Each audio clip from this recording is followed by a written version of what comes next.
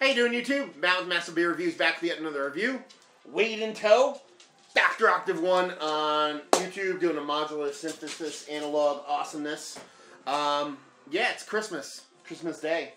We've had a couple beers already, and Wade broke out a left-hand Widdershins oak-aged barley wine from Left Hand Brewing. Never had this before. You never had it either, right? Nope. Nope.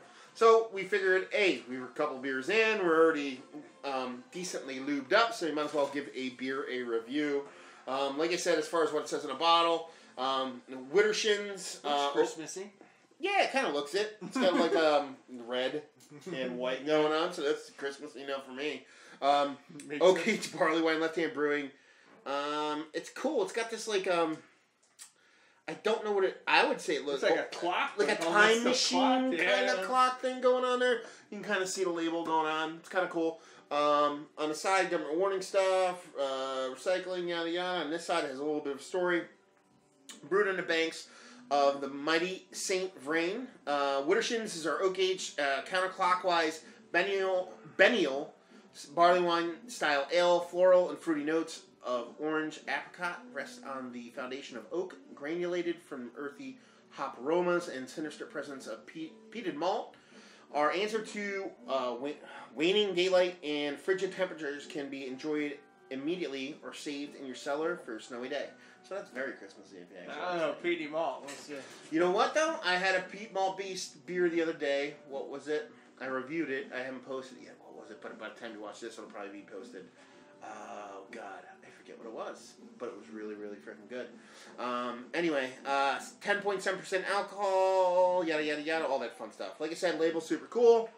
Let's see what she has to offer. Based off the description, didn't look anything up. I assume it's American style barley wine, but let's see. I mean, it has a year on it. Oh, up here it says vintage 2013. This is Best by November 15th of 2018.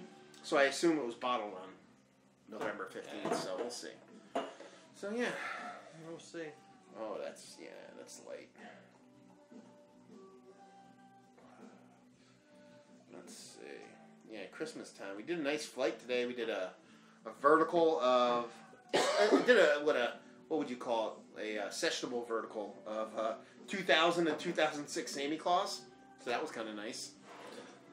And might not go too well. Then we did like a Due to Seal flight. Not a flight, different versions of what Due to Seal produces. Color-wise, it's got some weird kind of like funk kind of floating around in there. In mine, at least, it's not like it's not super dense, but it's got this cloudy kind of particle unfilteredness going on there. It's golden color, it almost looks like apple cider, and it's got a nice little off-white head. You know, hoppy. Yeah, it's a hoppy in the nose, but it's not super big. You know, it's kind of there, but very fruity, citrusy in the hop. You know what I mean? Kind of like makes you think of like, what did they have on there about it? What fruit did they say you're going to get off this one? Apricot? Yeah, orange definitely. Apricot, not so much, but in the nose, just a nice citrusy hop. It smells decently sweet. Cheers. Merry Christmas. Merry Christmas.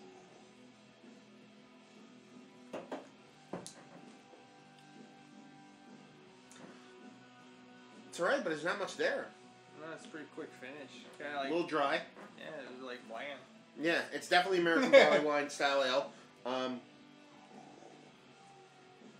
Not a ton of flavor.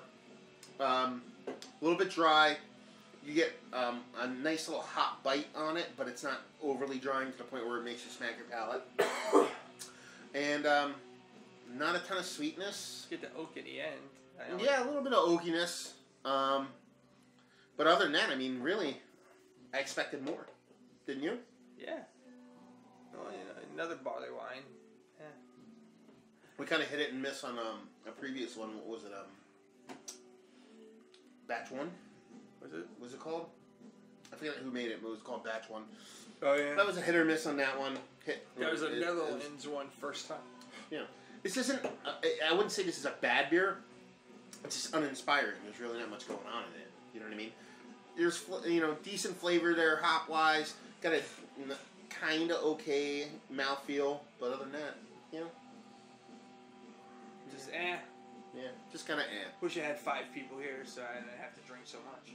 Yeah, there you go. But the good thing about beer is, really in the grand scheme of things, you don't have to drink it all if you don't want to. No, you pour it down the toilet. Either way, it's coming out that way. Mm-hmm. Rating-wise, I would give this like an 82. Yeah, if you're into that hoppy barley wine style, you might be into this, but you have to be more into like that dry, white, winey, hoppy, barley winey thing going on. Yeah, there's like he said, there's a little bit of oakiness going on. The hop, it's hop forward, but it's not super in your face. It just lacks, like they say, you're gonna get your apricot and your orange there. It's really not there. It's really not prevalent. It's kind of singular, and then it's a dry hop barley wine with a little bit of malted sweetness, and that's about it. So I'll give it an 82. Would you rate it that high even, or even lower? I don't know, I guess I'd give it an 80, like 80, 81. Because I've had other beers in this style, and it's, I don't know. I kind of like that it's dry, though, so I don't have to, like, succumb to the hops. Yeah.